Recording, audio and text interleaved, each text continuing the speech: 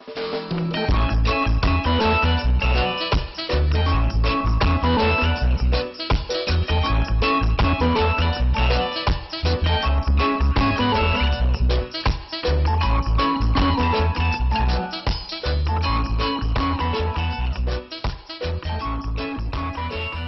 to another very exciting edition of the Maxine Tulloch Show. I'm glad you are able to join us today. Caribbean Americans have made lasting contributions to America's culture and history, and the month of June has been set aside to honor the culture, linguistic, ethnic, and social diversity. And today with me is a dynamic, fabulous, and young woman. Her name is Dr. Germaine Baugh. She is from the island of St. Thomas, and she's joining us today. We're celebrating her culture and her achievements. Oh, thank you. How are you, Jermaine? I appreciate you having me on the show, Maxine. Oh, not a problem. I'm so excited to have you. You know, you're one of my girls here who are so you tell me. Yeah, of course. We are so excited to have you here because you're doing so many things, so many wonderful things for young people in our community.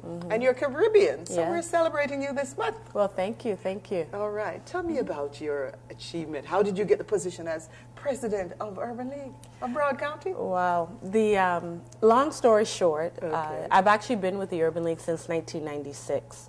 I joined the Urban League doing direct service work. If somebody had told me almost 13 years ago that I would be the president and CEO, I would probably laughed them out of the room.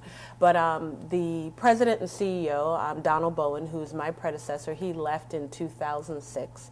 And I had a decision to make, either let somebody else come in and take over as the president and CEO, or put my hat in the ring. And obviously I put my hat in the ring, and here we are. Of course. Congratulations. Thank you. Thank you. Now, before we even get into any of the stuff about you, give us just a little synopsis of the Urban League for those who don't know. Yeah, the Urban League of Broward County is a community-based nonprofit organization.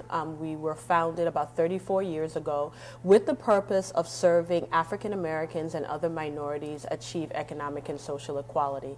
So at the end of the day, what we do is provide services to families in the areas of economic empowerment, whether it's job development, affordable housing, helping people buy homes, or in this particular case, in our time, help them not to lose their homes in terms of foreclosure.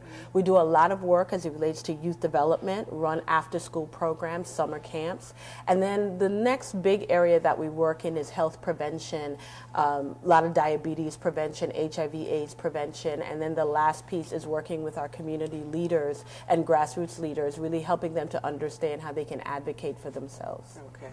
And I know you're also working with ICABA for a mentoring piece. You didn't talk about that piece. Yes, we actually have a really dynamic young professionals network, and these are individuals 21 to 40, and if you're over 40 and still feel 21, you can still feel free to be a part of. So I can be a part of it? There you go.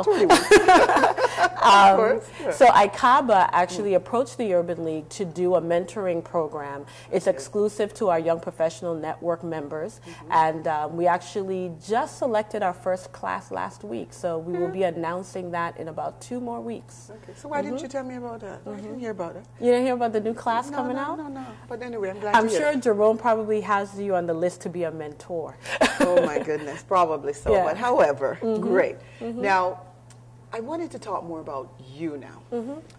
Germaine, as a Caribbean person, assimilating in your community, were there any barriers? You know, we hear from a lot of our Caribbean people that there are barriers. We're overlooked, we're underserved, and all that sort of thing. And in a position such as yours, as dynamic as what you're doing, it's such an important position, helping African Americans achieve their goals and helping them to be on the right direction.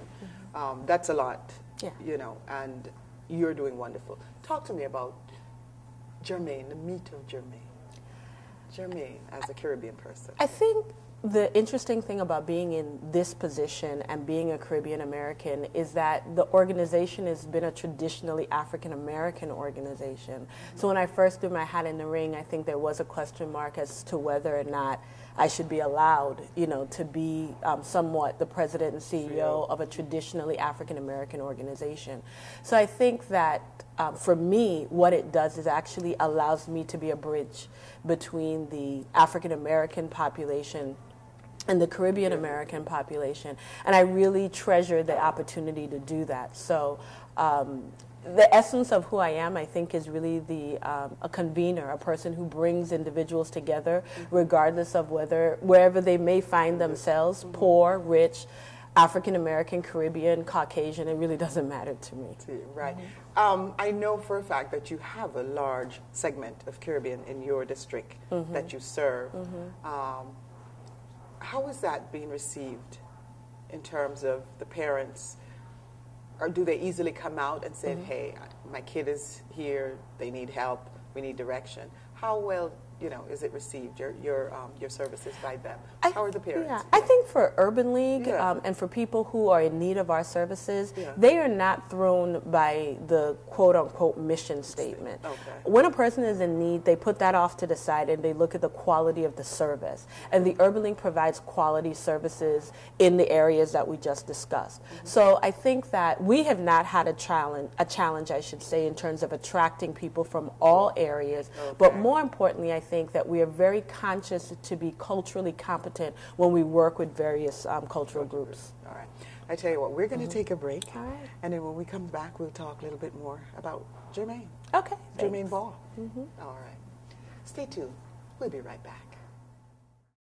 Broward Meat and Fish salutes the former Lauderdale Lakes